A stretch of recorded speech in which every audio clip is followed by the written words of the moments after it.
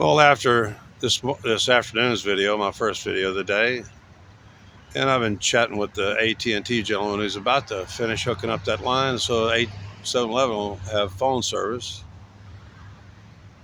Although I'm sure it's a multi-purpose line, I can tell by looking at it's not the normal pairs. Anyway, I decided to do, when I feel like it, tell stories of other homeless people I've known, and some in Austin. But I want to start off by telling the story of a homeless man who eventually died. I'll tell you the ending right up in my hometown of Caldwell. That's in Burleson County. And I can see exactly, I've been with the man. He's not very talkative and stuff like that. He doesn't, but I can see kind of how when he may have been hitchhiking through or something, he may have pegged it as a perfect spot because there was our little micro Walmart. They're small, these tiny little Walmarts all over Texas. I've seen a number of them that used to be training stores. And if you didn't graduate to a full-size supermarket or a super center within 12 to 18 months, you didn't at least graduate to full size, then you were pretty much stuck anyway. But he noticed that coming in from the north on 36, I'm sure he noticed him because he's probably needed food or something like that, or if there was a supermarket and Walmarts and a gas station, and and then right across the street from it was hundreds of acres of really uncleared, undeveloped land. It was a pretty thick little forest right across the street. And he figures, perfect. It's the perfect spot for him. So he began living. He put up in there. I'm pretty sure he put up a tent. I never went in there. I know that there were sometimes that people would report it, but that, of course, on like cold nights or something like that, he might build a fire or, may have been cooking a little bit, although most of what I saw when he would just buy pre-cooked, pre-processed, food. Never bothered anybody. But on several occasions, I'd see him coming out at, first light, coming out of the woods and crossing Highway 36. And one morning I was behind him in line. I had something to take care of at the office at Brookshire Brothers. And everybody was treating him very well. It's quickly found out why. It's because he was getting a check, an actual physical check. I guess he had already he was not a disorganized or disorderly person at all. He was always, every time I saw him, he was always clean, and he would wear, like, especially in wintertime, and even all the, he'd wear the walls, blizzard proof coveralls and stuff. It wouldn't be all, and apparently I guess he had gotten his veterans disability check, was either picking it up general delivery. I'm sure they would take care of veterans that way. This was about 18 years ago, somewhere in that range. Pretty sure it's 16 to 18 years ago. He was there for years. And when he'd go to cash it, check it, because the Brookshire Brothers will cash certain checks, payroll checks or government checks and stuff like that. Actually, all banks are required to cash treasury checks, whether you have an account or not. Don't let them bullshit you. If a bank refuses to cash a United States Treasury check, you can call the cops on them. It's the federal requirement. And then I'm forgetting her name now. She was Delbert's wife, German woman. He had married, I guess, when he was in the service. stationed in Germany after the war. uh, that's how he was cashing. He was cashing his checks, but the only ID he had was his, military ID. He was probably a veteran of the Afghan fiasco and stuff, and was getting disability. He seemed to walk pretty good and stuff, but you could tell there had been he may have had CBI or something like that but he wasn't. He doesn't no kind of violent aspects. This guy, he was completely like. One morning, I remember that I was sitting there. I was had arrived early, and I just wanted to, because I've had trouble walking for a long time, and I was just sitting there. I'd taken medical transportation into town, and I was just sitting on the bench outside. This was obviously way before COVID, because during COVID they even took up the smoking benches. Anyway, I remember one morning seeing him come out of the woods, because it was the bench right there was almost directly across from his campsite. Even the landowner knew he was there, and wasn't. They were treating him with respect because he was a military veteran, a disabled military veteran. And I think he was getting 100%.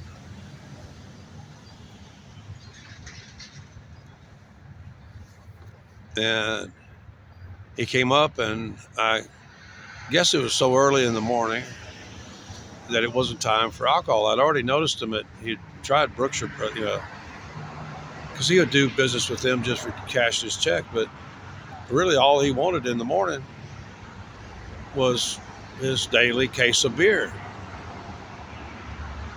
I can't, as a classical liberal, if that's what you want to do with your life, you're disabled, and you did it in a very honorable, you got your disability in an honorable fashion through the military. I got no problem with that. If you want to drink to forget, how horrible it was, I got no problem with that. Nobody called him an alcoholic. He was never drunk in public or anything, or any kind of.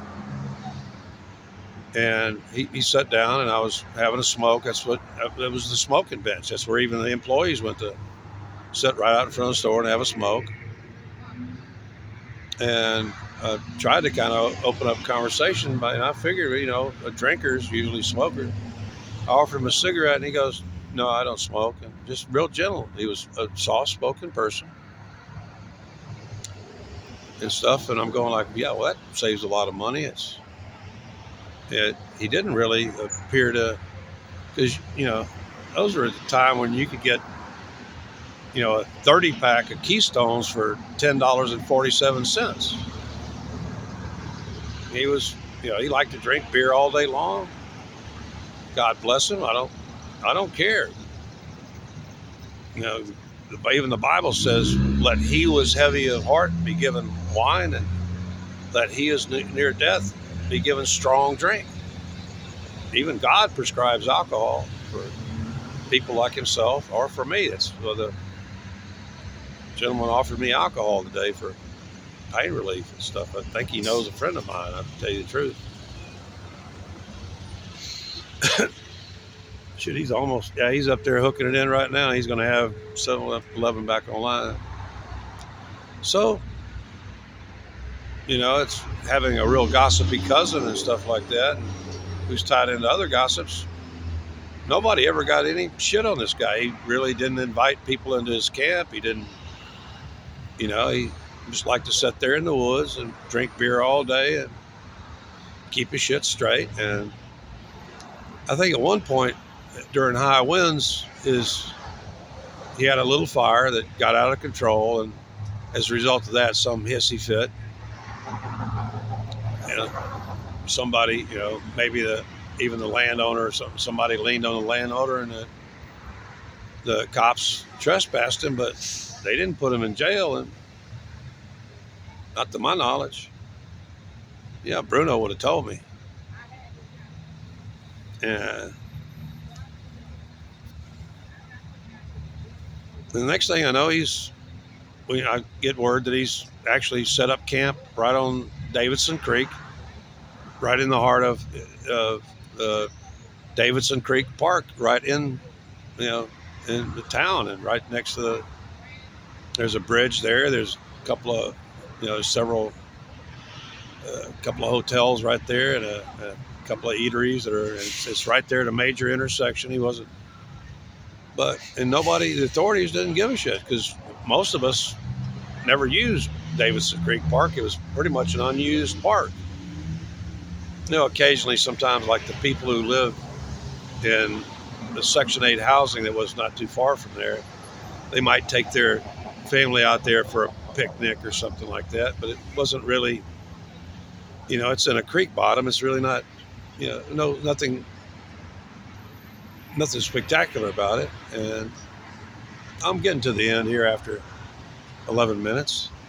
So years passed, and eventually it was published in the paper that he was found deceased. He was found inside his sleeping bag, inside of his tent, and wasn't, apparently he was good at keeping the flies out. He was pretty well preserved, apparently. I guess he'd gotten real dehydrated, and it was cold weather. He finally got hypothermia real bad, and they said, the account said that he was found inside the sleeping bag. It was just him and his Bible. And he didn't have many possessions at all. He was a man like me who really didn't want to accumulate a lot of baggage. What do you think I'm screaming about all the time? Is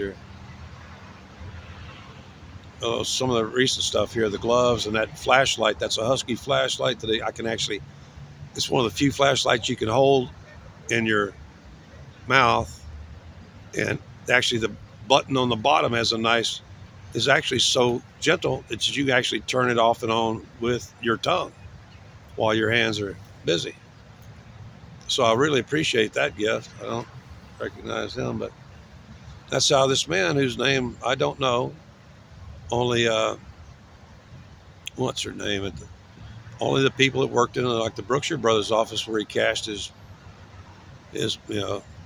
I'm not sure which branch he was in, but where he'd cash his veterans disability check, and all he wanted to do was just sit in the woods and stay away from the stress of human beings, and get a mild buzz and maintain it all day long. After a while, you get good at metabolizing alcohol, especially when it's weak alcohol. That stuff's usually only running about 4.7% alcohol beer. It's weak. And so that's how he ended his life. And he couldn't have been more than about 30 something at the time of his death. And everybody in my town tolerated him because he was no trouble. I hope that's the same for me here. This morning was really one of the first times in a long time that I really had to raise my voice to people that were being obnoxious. In my hometown, really, almost everybody left him alone. He didn't bother anybody. He wasn't interested in striking up friendships, or he kind of knew the rule. As long as you, like me, you're a single man in a camp, and you're not, like building structures and really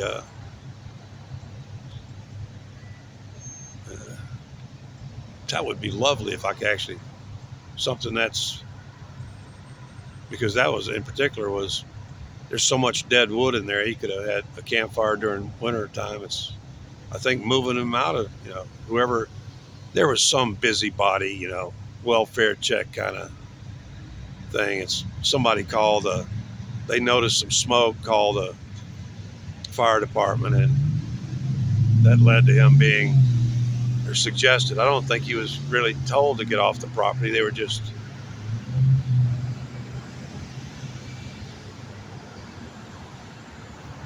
not all homeless people are the same. I'm not your typical homeless person.